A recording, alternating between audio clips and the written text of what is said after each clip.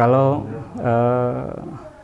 panjenengan menanyakan tentang dawuh, ya dari sekian perjumpaan di dalam lintas batas itu dawuhnya sebenarnya itu hanya satu, Mas, supaya kembali kepada kejawaan, kembali kepada Jawamu. Sakderenge nglajengaken mirsani video sakjangkepipun, kula aturi kapurih nutul tombol subscribe supados boten ketinggalan video salajengipun. Kagem kemanfaatan video menika monggo dipun like, komen lan ugi share. Mugi panjenengan sedaya pinaringan seger waras, bejo donya bejo akhirat, rahayu rahayu rahayu sagung dumadi. Mohon maaf Pak Bagus.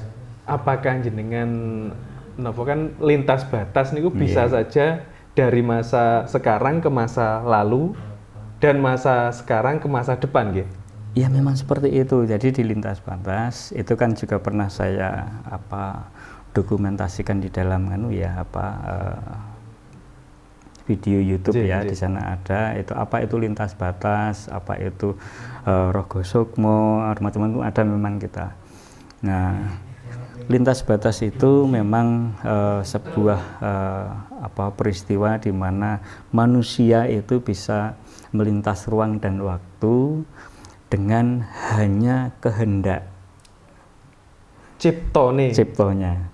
Nah, tidak memerlukan apapun, tidak memerlukan srono apapun, tidak harus dilalui dengan laku bertapah, tidak. Karena hanya heningnya dan cipto ini yang bisa mengantarkan kita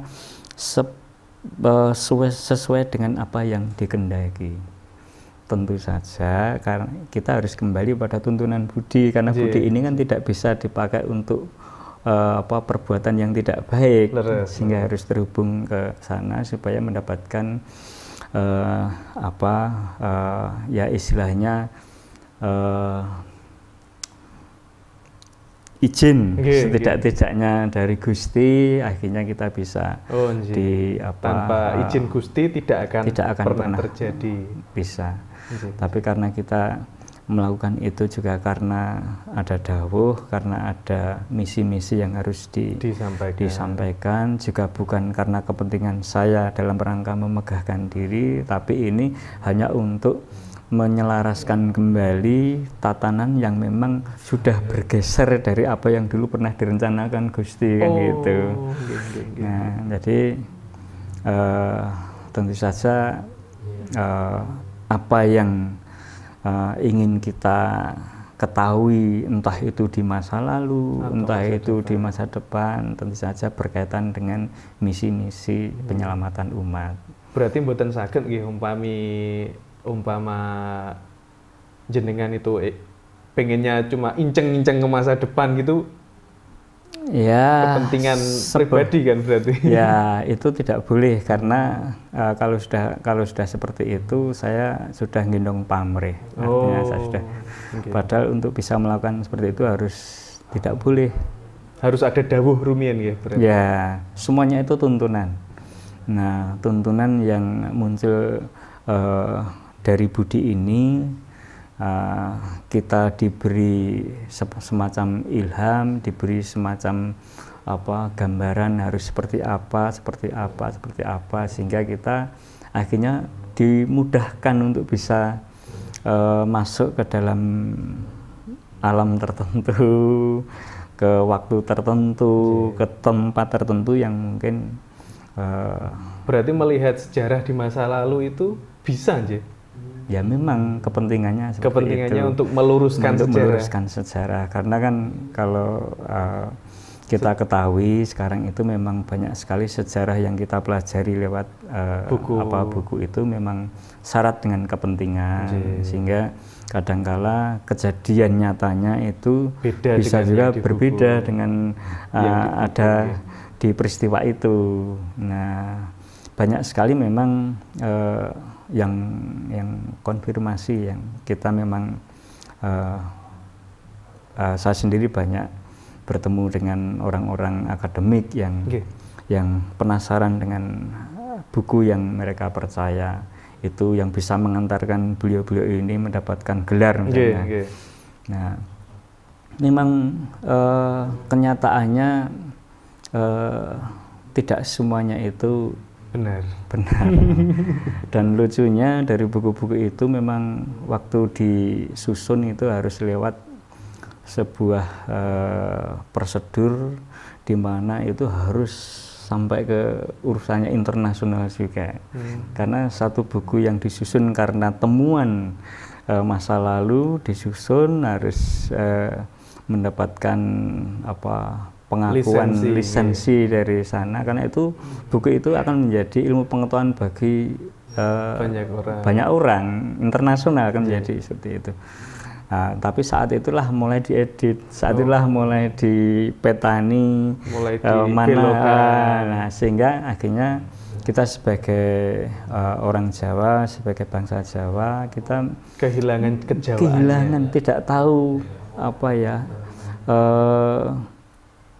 persis sesungguhnya orang Jawa itu seperti apa. Nah, kita bisa lama-lama tidak mengenali kejawaan kita. Nah, karena ya mungkin dari referensi tersebut yang memang syarat dengan kepentingan, ya akhirnya kita lambat laun kita meninggalkan kejawaan, lambat laun kita kepengen justru jadi bangsa yang lain kan gitu. Nah, padahal memang bangsa Jawa ini adalah bangsa yang luhur, ya. Tidak hanya luhur, Mas, dari tuntunan yang saya dengar, dari apa yang beliau sampaikan lewat lintas batas, memang tanah Jawa ini sesungguhnya tanah terjanji, seperti apa yang disampaikan Yang Joyoboyo, bahwa kelak di kemudian hari tanah Jawa ini, bangsa Jawa ini akan menjadi mercusuar dunia. Mercusuar dunia. Ya, jadi suatu saat ada tatanan baru di mana bangsa ini bangkit dan menjadi tuntunan bagi bangsa-bangsa lain untuk kembali menjadi jati diri bangsa-bangsa mereka. Jadi mengembalikan tatanan Jawa, tatanan jagat, Mas, sesungguhnya. Nah, itu yang sesungguhnya tertulis di dalam kitab. Berarti harus lewat apa itu, Pak Bagus? Ataukah harus lewat apa ya, ajaran ini tadi, apa namanya, Jagat Alit itu tadi, ya. Salah satunya mungkin itu, Pak Bagus. Ya, Jagat Alit itu mengajarkan kita untuk paham diri kita, mengajarkan untuk menjadi saksi atas kehidupan kita, nah, saksi atas keberadaan kita, dan menjadi saksi bahwa Gusti itu lenggah sinowoko di dalam diri kita, tubuh kita, diri kita. Maka kan kita memang harus bersaksi di situ. Karena kesaksiannya inilah akhirnya kita bisa kembali dengan diri kita, kembali kepada peran kita yang suci sesungguhnya yang sudah diberikan kepada kita masing-masing, dan kita kembali kepada tuntunan budi itu. Tuntunan budi itulah yang akhirnya membawa kita menjadi orang yang bisa dikatakan mengerti tentang spiritualitas, ya, setidak-tidaknya spiritualitas Jawa atau teologi Jawa. Bagaimana orang Jawa dulu itu sesungguhnya tidak mengenal Tuhan itu sopo, Allah itu sopo, tetapi jauh lebih mengenal bahwa ada Sang Akarya Jagat yang menciptakan kehidupan ini. Berarti awal mula agama Jawa menikah. Iya, makanya itu disebut teologi Jawa. Dan itu pun juga Yang Joyoboyo mengajarkan seperti itu. Kalau di pelajaran SD kan pasti apa namanya, yang percaya dengan roh itu. Ya. Berarti itu sudah dibelokkan, gitu. Iya, jadi kita ini mengenal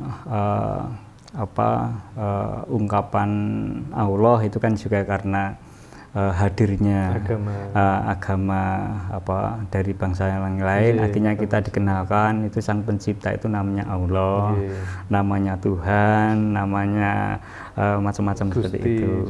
Dulu kita tidak mengenal Tuhan. Sebenarnya itu gimana, Pak? Kalau menurut dawuh yang jenengan dapat?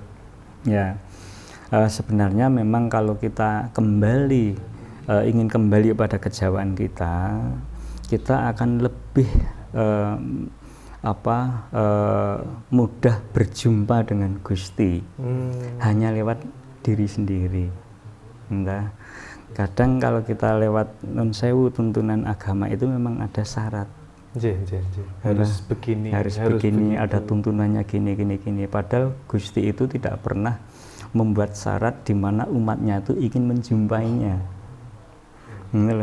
Karena Gusti itu ngerengkuh, ingin menyelamatkan supaya umat itu suatu saat itu bisa kembali tanpa kehilangan selai rambut pun. Maka beliau itu dengan kasihnya ini bisa sampai seperti itu. Maka tidak akan pernah umat itu ingin nyawiji dengan Gusti lalu dialang-alangi, dipersulit, tidak pernah.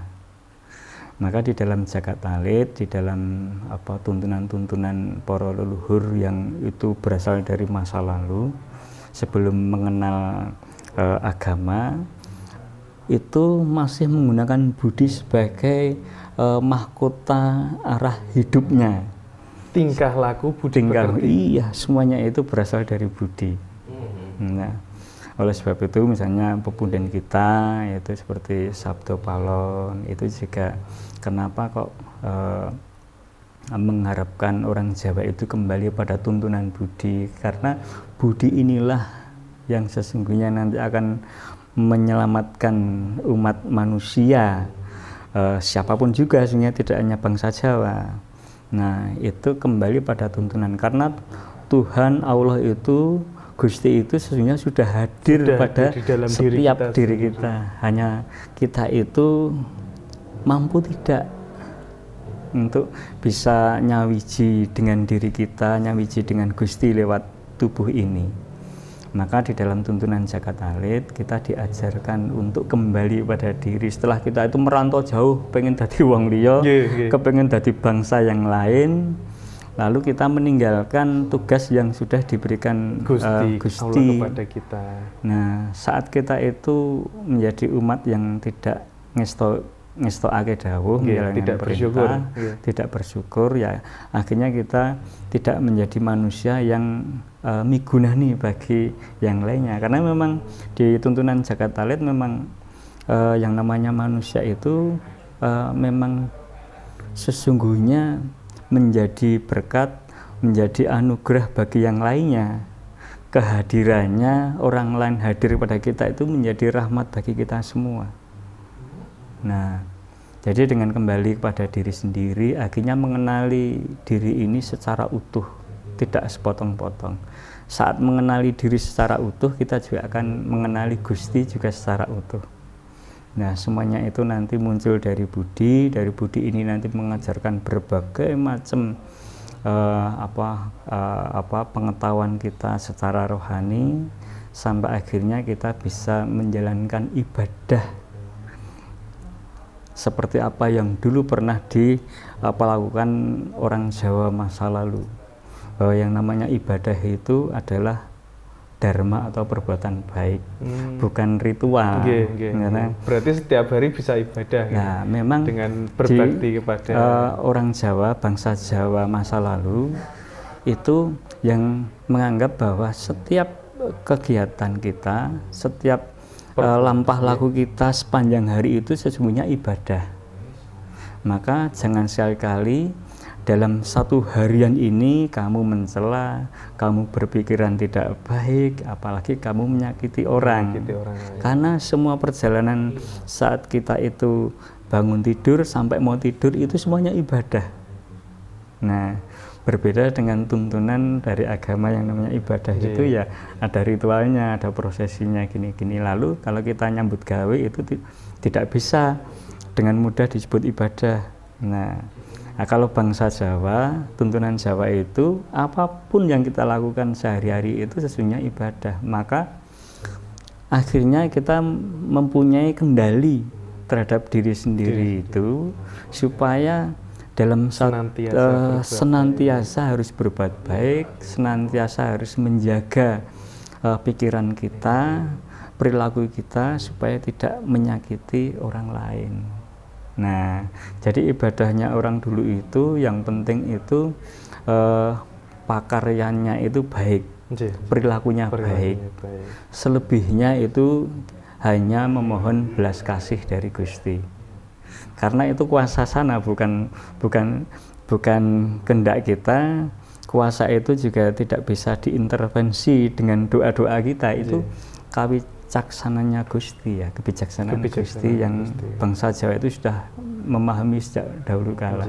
Berarti kalau sanepanya itu ilmu kanthi laku. Ya, seperti itu. Jadi saat orang itu sudah menep, saat orang itu sudah mapan di dalam rohani, justru mengetahui, menyadari bahwa harapan-harapan yang kita sampaikan kepada Gusti itu belum tentu bisa mewujud seperti apa yang dikehendaki. Karena itu ada kebijaksanaan yang memang kita tidak punya hak apapun untuk menentukan di situ. Sakarepe mriko. Iya, sak dermo.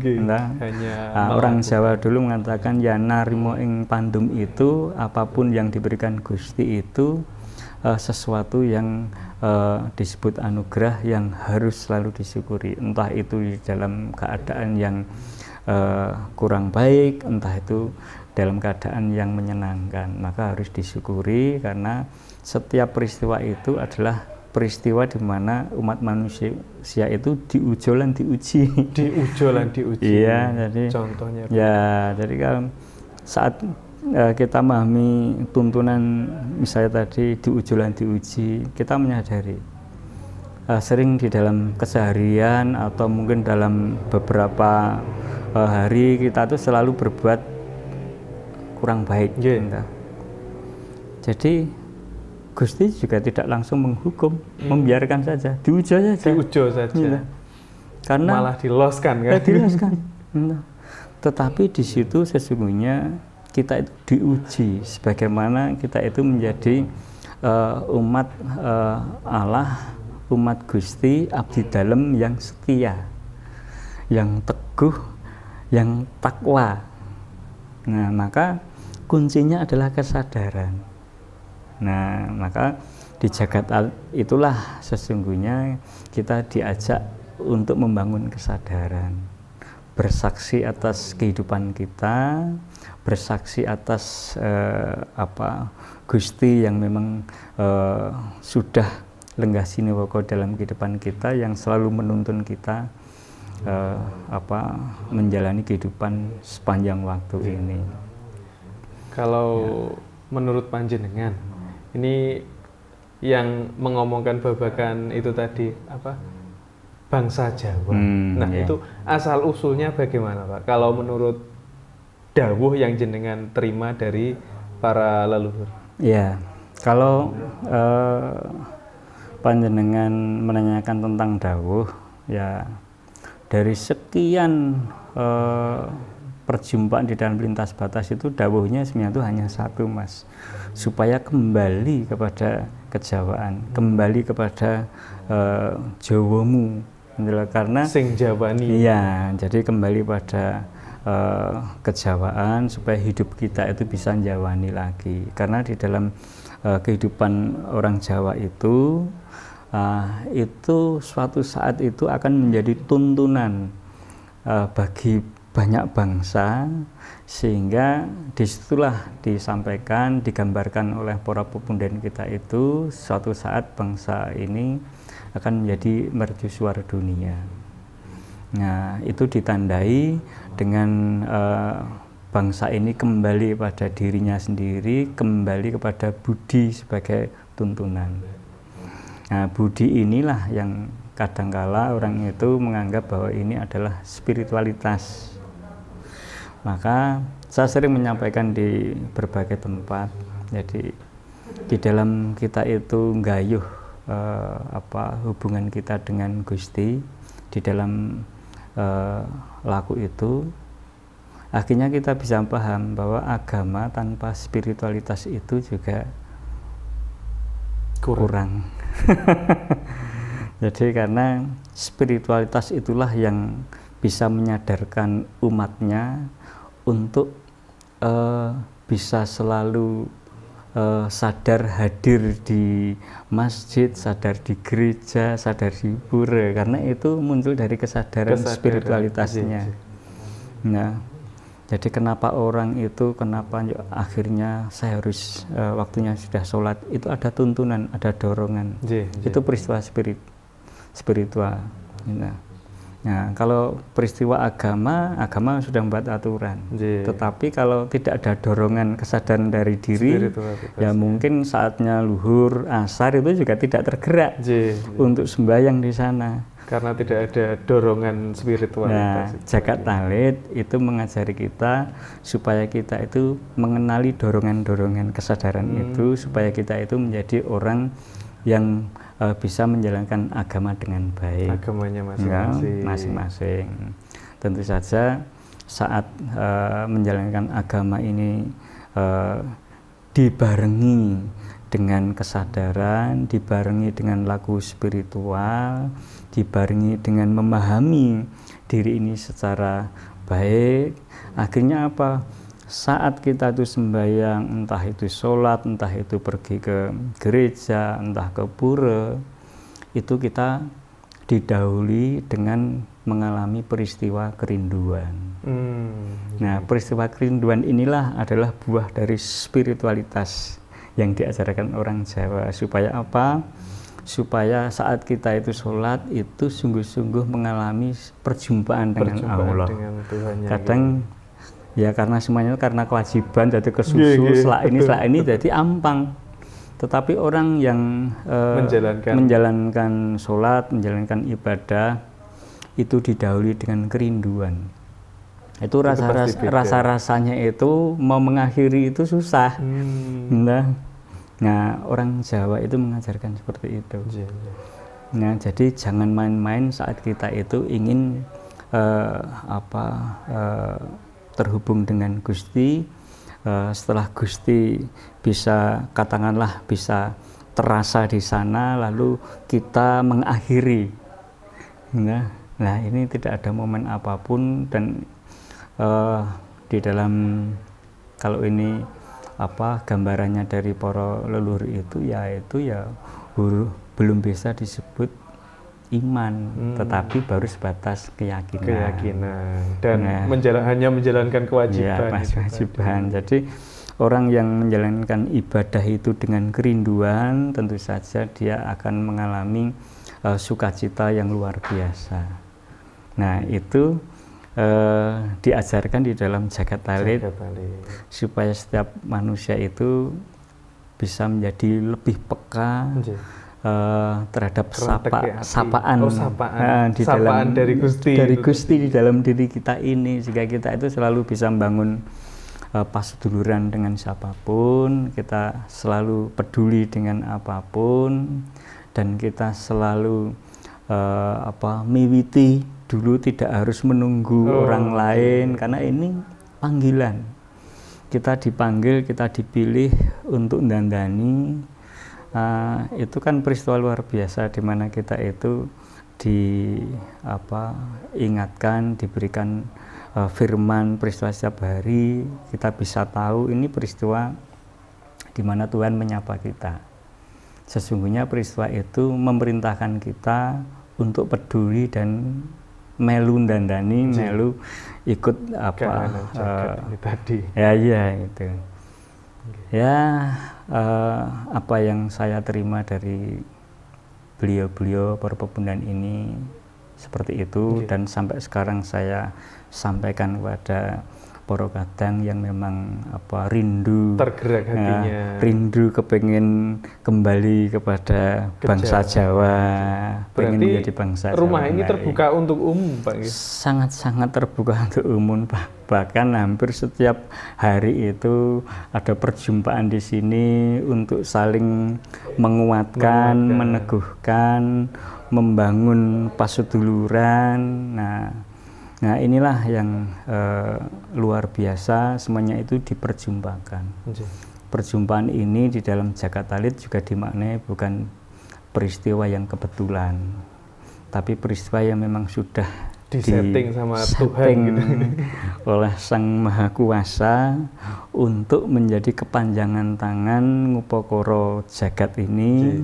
Kita bisa menjadi kepanjangan tangan untuk menyampaikan kebenaran-kebenaran itu. itu Mas Raka. Terus Pak Bagus, kalau sejarahnya Pak Bagus, bangsa Jawa itu bagaimana Pak Bagus? Jadi banyak sekali Poro Kadang yang kesini itu pengen mengetahui, ada beberapa dosen akademik juga penasaran karena memang beliau berangkat dari buku, dari referensi. Tapi apakah mereka mengetahui bahwa sesungguhnya bumi ini umurnya juga sudah bermiliar-miliar tahun lamanya, sehingga saat kita itu menyebut bangsa Jawa itu kan baru kemarin saja. Usianya juga belum lama kita itu menjadi bangsa Jawa, karena sebelum menjadi bangsa Jawa kita pernah punya nama lain. Jadi kita ini hanya warisan dari bangsa, tapi ini juga satu darah dengan kita. Maka bangsa Jawa ini kan bangsa yang katakanlah kalau di dalam buku, kalau ini masih bisa ditelusuri sana, ada apa bangsa yang disebut bangsa Mur ya, kalau Lemuria ya Lemuria. Di sana juga ada apa orang yang mempercayai bahwa ada apa Atlantis.